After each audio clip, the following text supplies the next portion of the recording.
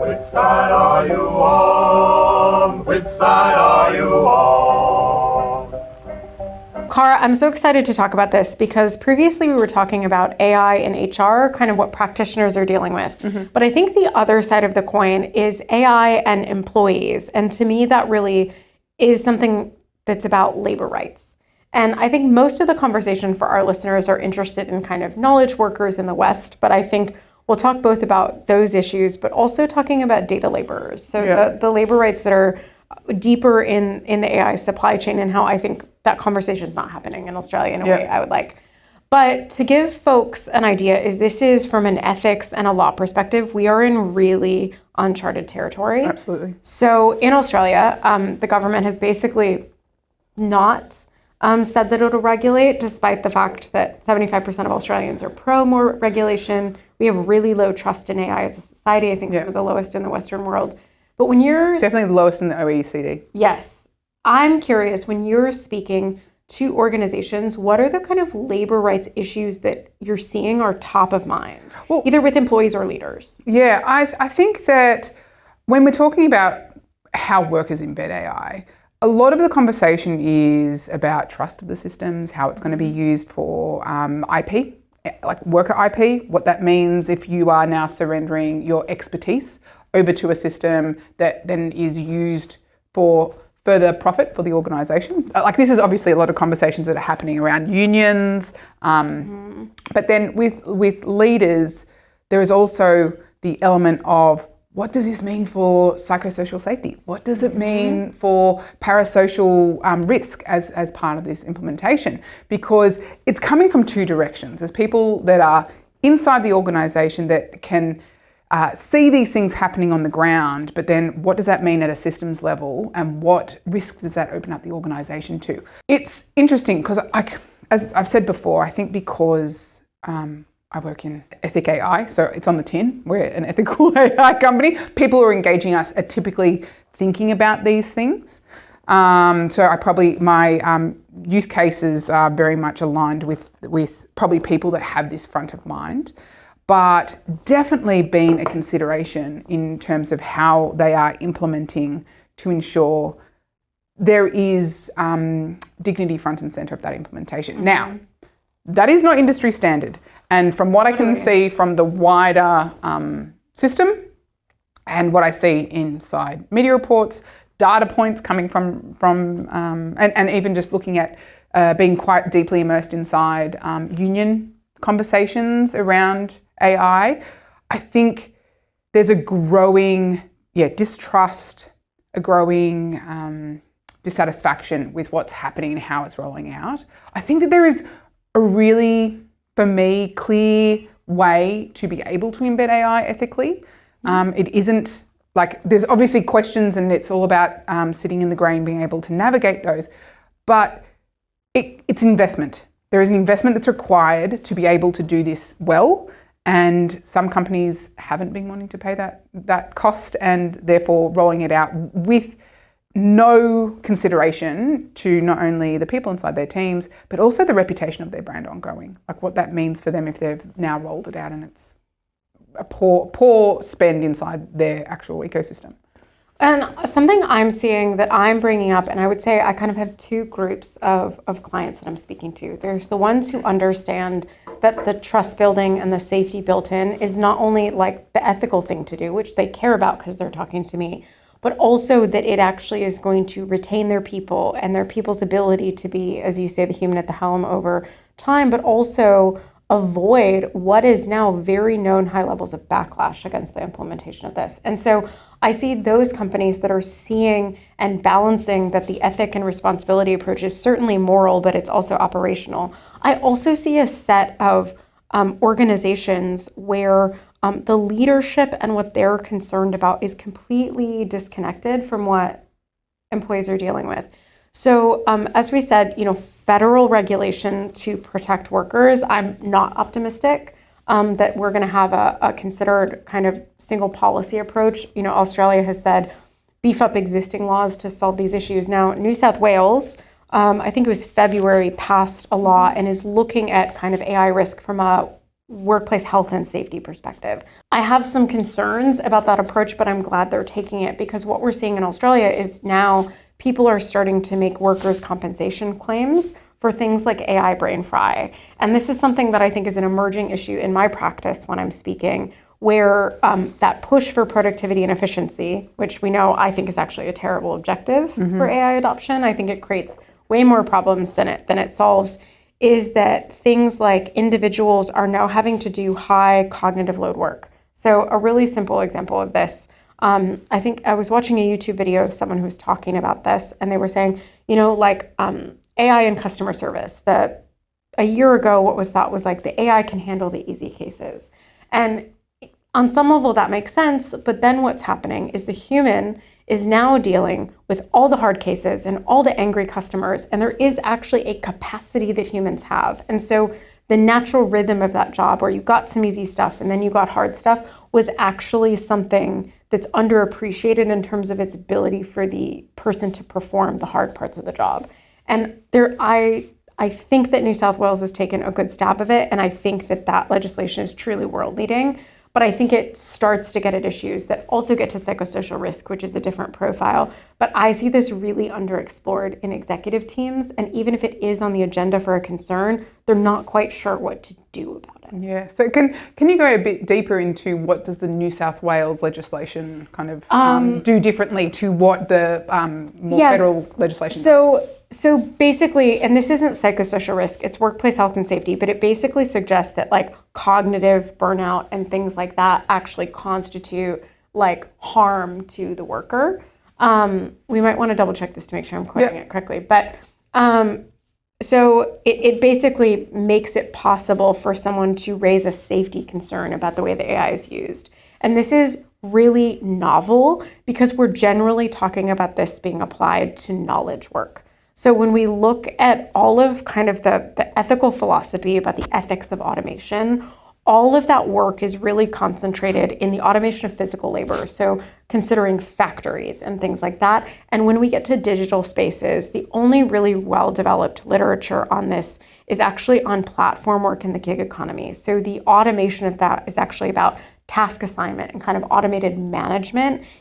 So we have very little like detailed thought and therefore regulation and policy around what to do with what I'm calling the ethics of cognitive automation, which is kind of an emerging research area for me. But yeah. Can I ask a question?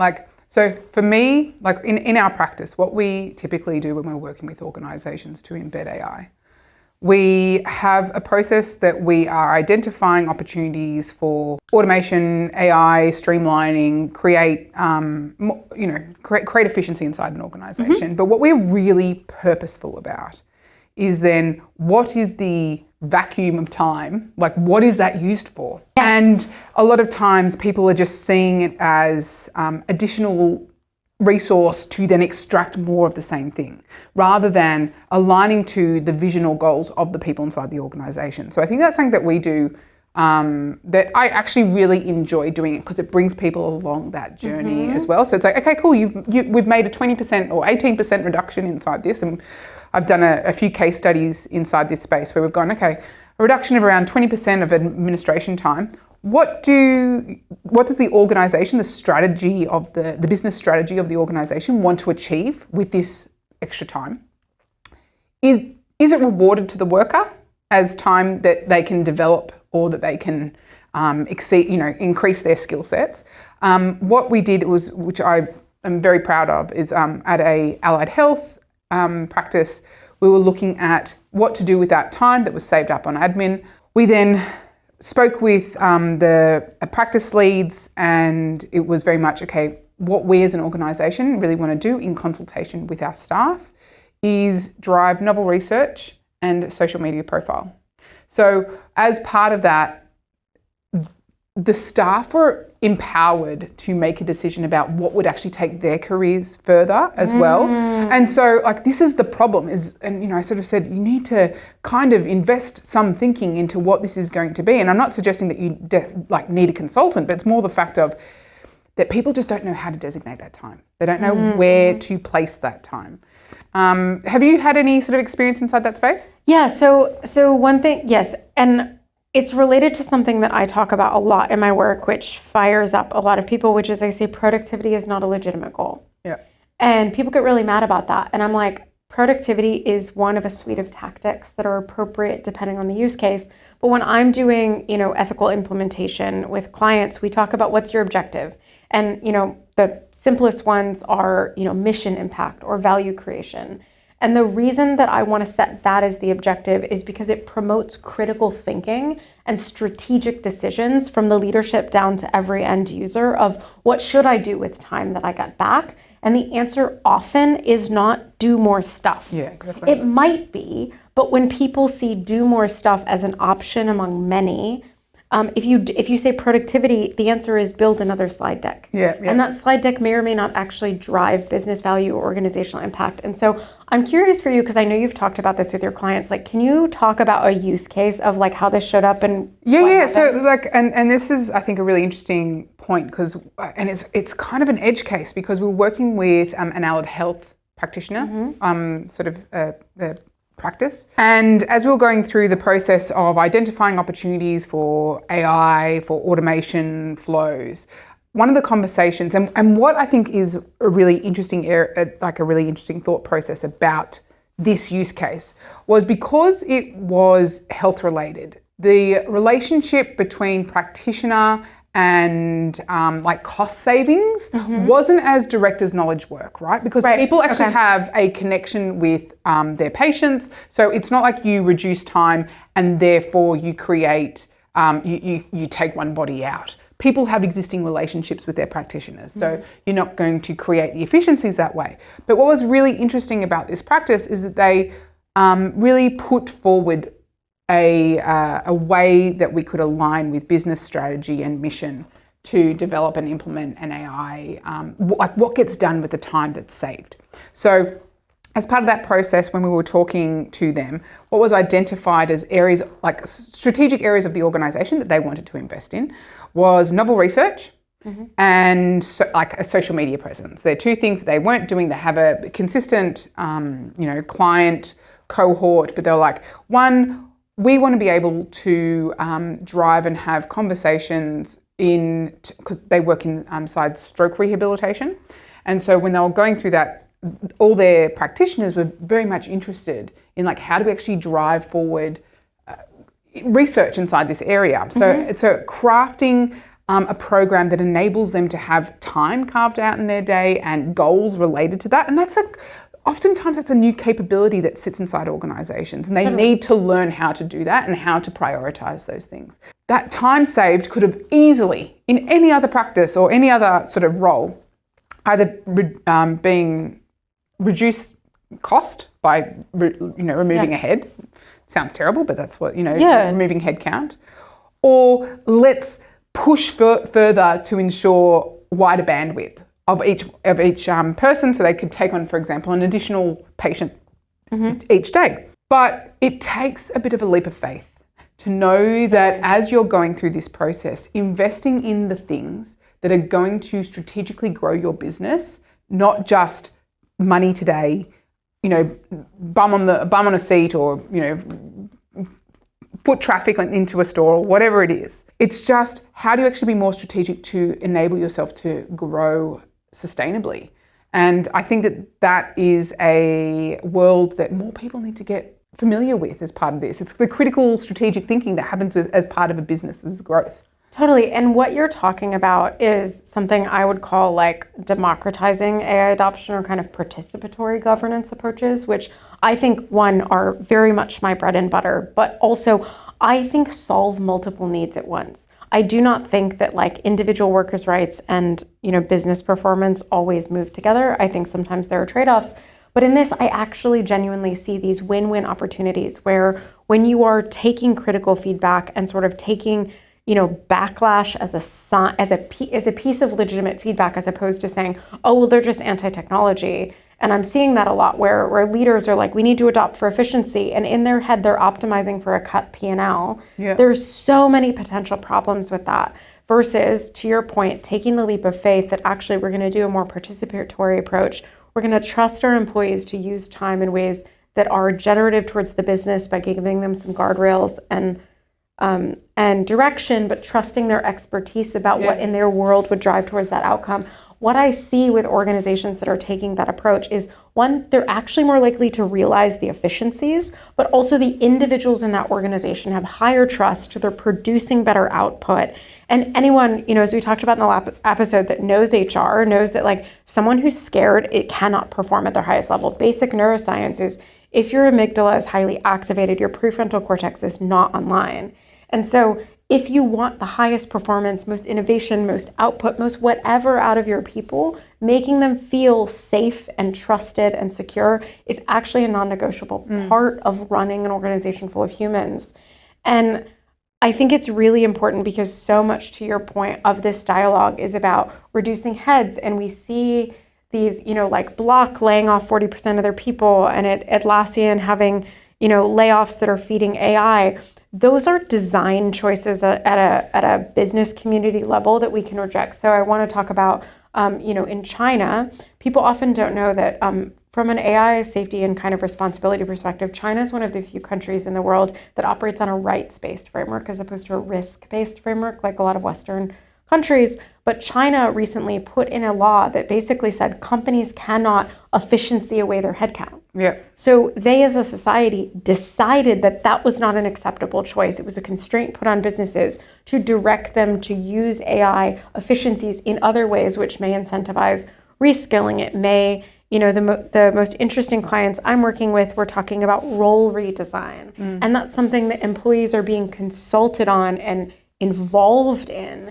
And like I said, there is a vast difference between this kind of productivity from the top, we must get more efficient and produce more with less. That's where the backlash is coming. That's where the mistrust is coming. I feel like a lot of it's coming, and this may be a complete tangent, but it's really coming from the consultancy culture of big organizational consultancies that are driving this mode of thinking for a lot of organizations, right? Like they're really pushing, and because that is the mode that's coming from consultancies, it's rippling through, and I'm saying consultancies like, I don't want to name names, but the big four. Yeah. but we're seeing it inside the implementation. But that posture, I'll say posture rather than like method, but it's like, okay, this is what we do. We reduce cost. And it's like, this is not a business strategy. This does not take your organization forward. Everyone has access to the same AI tools that KPMG or, PwC have, right? Like the same tools are available to everyone. And no one is ahead of the curve so far that they're able to like completely read the market. And I think that it's really telling that corporate culture is kind of ricocheting through this enterprise level and making it as if that's like the standard, when realistically, it's just so, it's a lack of vision and foresight.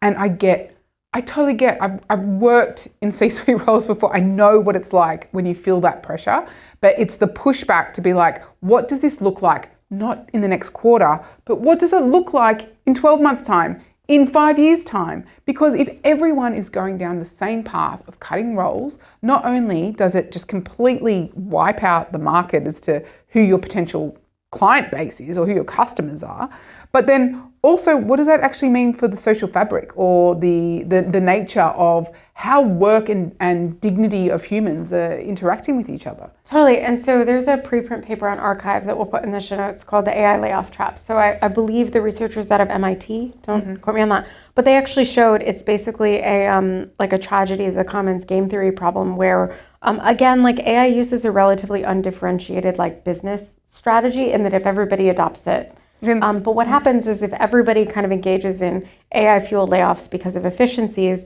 within about 2 to 3 years, you see total societal collapse because the governmental tax base collapses because workers aren't paying taxes. Yeah. But also the businesses have no one to sell to because no one has any money because they're all out of work.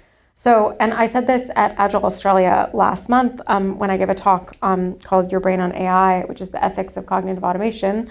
Was Henry Ford, who was a horrific anti-Semite, but also a business person, didn't pay his factory workers living wages out of the goodness of his heart. He did it because he wanted them to buy his cars. Yeah. And so I think that's another thing is, and I have pushed boards on this to say, like, at what point do you start thinking about the society that you're embedded in? because I understand that your incentives up to this point, you've been conditioned to think in a very atomized way about your organization's performance.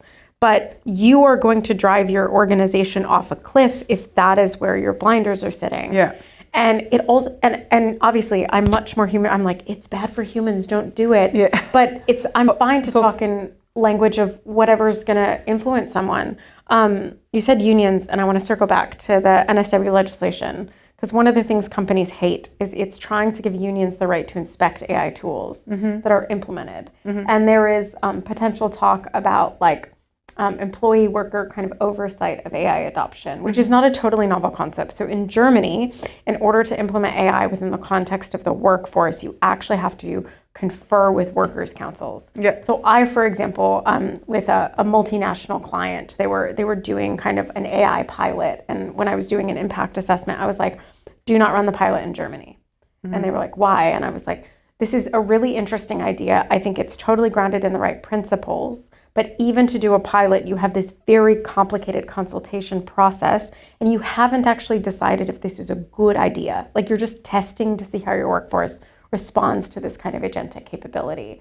So the Workers' Council consultation should be a thing if you say provisionally yes, assuming we can get this in. And so there's just some interesting implications, but businesses have pushed back the most on that because they're basically saying that like algorithmic inspection by unions or other workers' representatives would be like an infringement of business trade secrets. And so there's this really interesting tension. But I love, and I know you're super working with unions, the idea that unions might be able to get leverage against this. And we're seeing movements in knowledge workers to unionize. I mean, well, but do you know, like, this is the thing, what I actually find really interesting, I saw a statement from Sally McManus from the ACTU just this week, and she was talking about,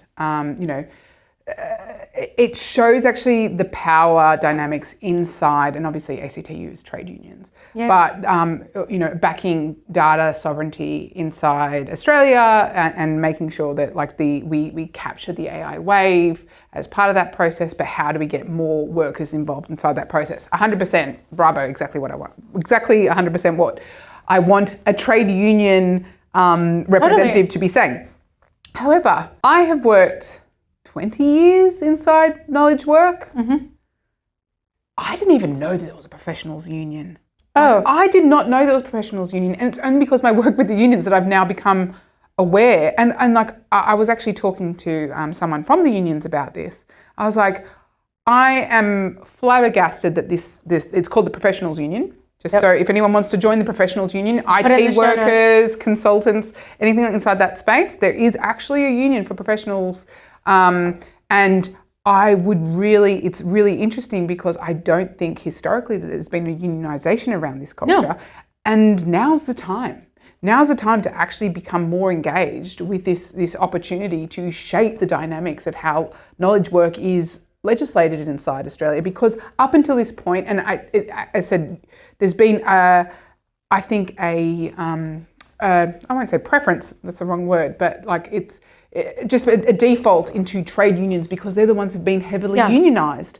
And now it's a different type of work. So when we're talking about the knowledge economy and what the training economy means as part of that, when people are actually, as part of their contracts, giving over their expertise unknowingly, unpaid, what does that actually do? Like, and this is a real problem that I'm sure that you're seeing as well, is that people, sorry for this. Yeah, so people are going into organizations and doing their normal contracts, how they would normally engage. However, because there's either, different rules around where IP lays inside that space, typically a worker would give over their IP, but they would retain their expertise.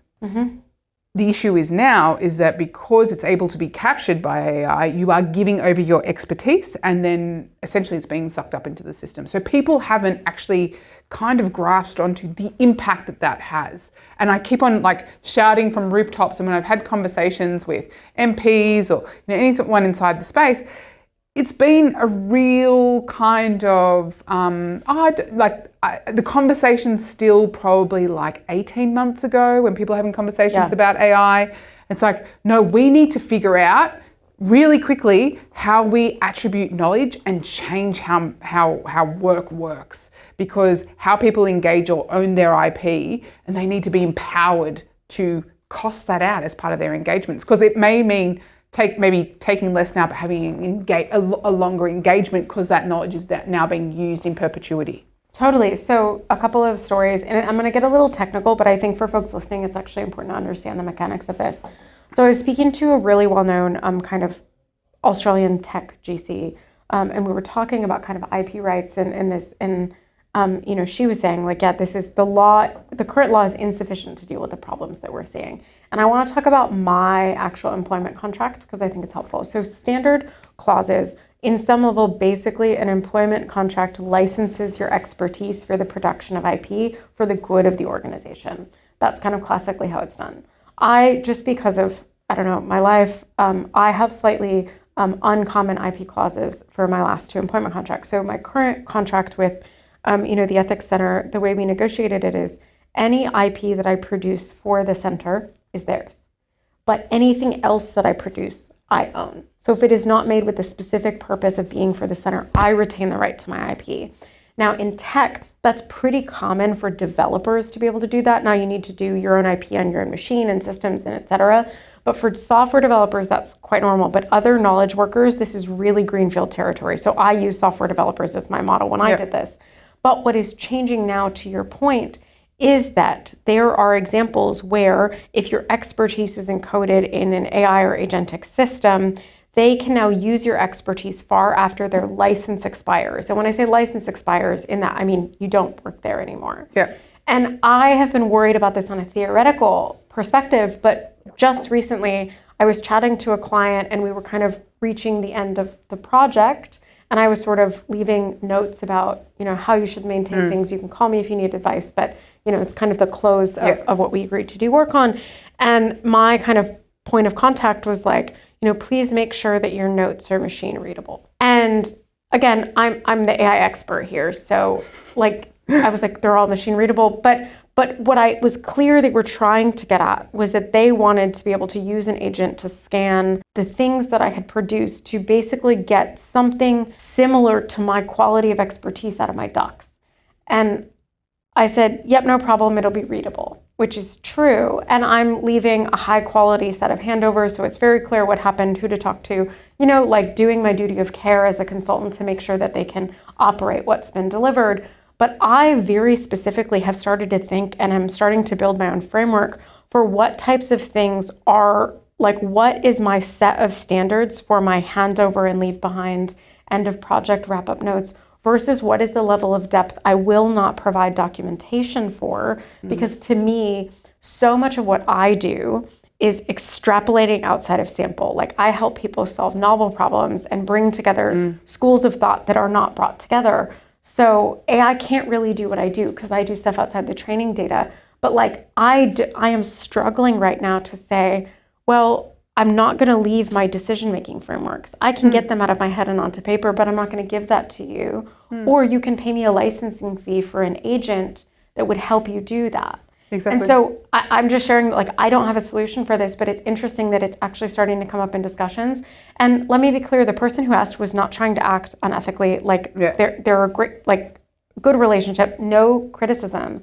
But they're thinking about that, and they're probably not thinking about the ethical issues. And in this situation, I guess I have leverage in that I have other clients, and so it's not. Yeah. But I can imagine, especially small consultants or ununionized knowledge workers who do not, especially in this economy, have the leverage to push back on what is expertise extraction for perhaps a very unfair rate when you consider the value to the company versus what's being paid to the owner of that expertise. Absolutely. And I think that that's a really kind of key point that we need to make people aware of, is that the knowledge that they have, like look at the CBA case, right? Like when somebody's there, and this is in terms of it's knowledge work, but it's not, like, I don't want to devalue it in any sort of way, but it was customer feedback and, you know, customer service. And so the court case was somebody's come and petitioned that essentially they were training their model, exchanged their expertise for that, and then it was used to then remove their role.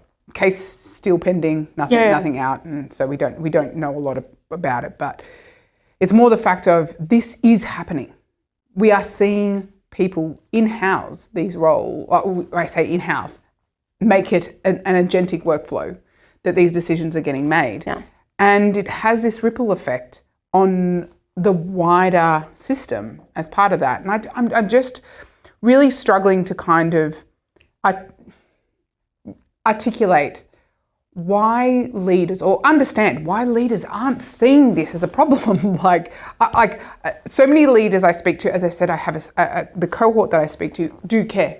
So there's no comment on that, but so many leaders don't see what that wider impact is going to be. Yeah, so I was listening to this podcast the other day that was talking about like, how do we actually solve global workers' rights? Because ultimately, when we're looking at these things in the small kind of, like we talk about systems impact, having the systems impact globally is actually where we're going to have to head towards, because ultimately workers' rights are global workers' rights. And what we've been looking at very much so is in the realm of local rights. But I know that, for example, we've been talking a lot about, as part of this AI training sort of experience, is also workers' rights overseas that we need to consider. Totally. So I think we'll do like a full episode on, because it's worth a deep dive. But we want to talk about, like, when we talk about labor rights in Australia, we're mostly talking about folks in Australia.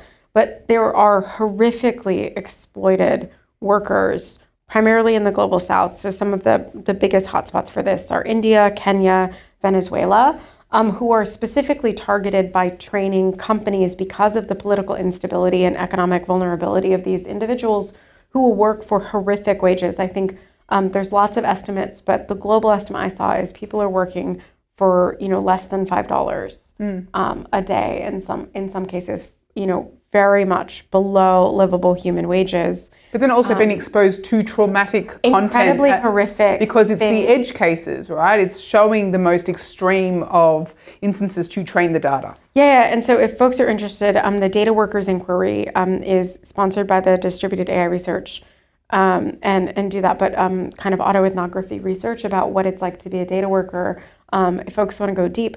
But there is very little conversation about those labor rights, and there is intentional obfuscation of the harm in the AI supply chain, because often the training companies are third parties to the frontier models. And part of that is just convenient because of internationalization, but it also is a way to create plausible deniability for the frontier lab's responsibility for the harm that's happening in that supply chain. And so to your point, what I'm really excited about is there's emerging thought coming out of Stanford, out of MIT, talking about workers' rights and AI as an international human rights issue, not an employment law issue.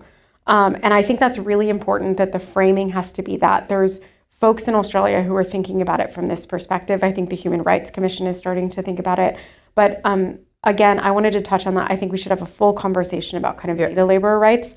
But I think that's the answer is, one, I think we need to be taking a human rights framing to this. We need to be encouraging unionization among knowledge workers and leveraging existing, but we also need to make sure that unions have access to experts who can help them perform that kind of collective action function, because that's something I'm concerned about. Is a lot of amazing union leaders don't have the technical expertise to understand how to best be useful in this. And I think, as I said, a lot of the bias is heading towards a specific type of work because of the profile. However, if what we're really trying to do is understand and leverage workers' skills across the gamut, it's not, the biggest impact here is knowledge work, which is in Australia being highly ununionised. So we need to focus on what that looks like in terms of workers' rights, and I really kind of implore more action to be happening inside, not only at a foundational level for people to becoming more engaged inside that space. I'd really recommend people to be looking at the professionals union as part of that. But then also, like, people inside power need to be really engaging with what these problems are, because I think the drive towards implementation purely for productivity is actually coming from the top. It's coming from even all the conversations that are happening inside government around productivity. I get productivity is an easy metric to measure, but it does not necessarily mean that it's productivity in the benefit of People. Of whom? You know, like you get productivity if you dig holes and fill them in. Yeah. And so I think you're pointing to a theme across this, which is really important, is that the only way that we're going to solve these kinds of issues is with collective action. Because I think obviously the kinds of organizations that are working with us are the kinds that already care about people. We have very particular lanes that we work in, but there is kind of, there's the evil companies that I am concerned about, but don't worry about because I'm not sure they're movable. But there's a big middle of executives who are not evil, who do not want to grind their people into the gears, but are so practiced at this like capitalistic logic of productivity that they're not actually seeing all of the problems that come with it. And I really think the only solution to that is collective action, where experts and workers push back and say, no, there is another option and we demand you take the other path.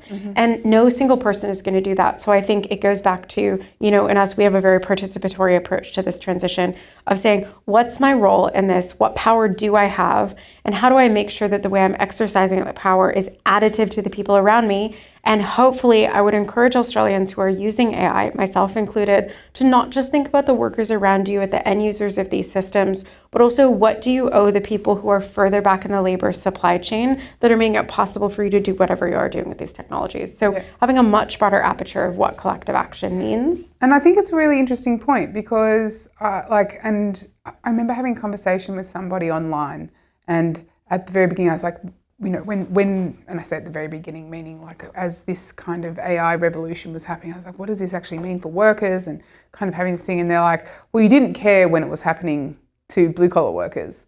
So, and I was like, you know what? Fair point. Like, I will hold my hand up. I didn't understand didn't comprehend the impacts that were happening inside blue collar work as part of this. And now seeing it going through another layer, it's obviously just this continued assault that's happening across workers. And how do we actually create more opportunities for people to create community inside this space and create collective action? I think it's a great point to really drive home with people who are listening. Thank you. Thanks. Which side are you on? Which side are you on?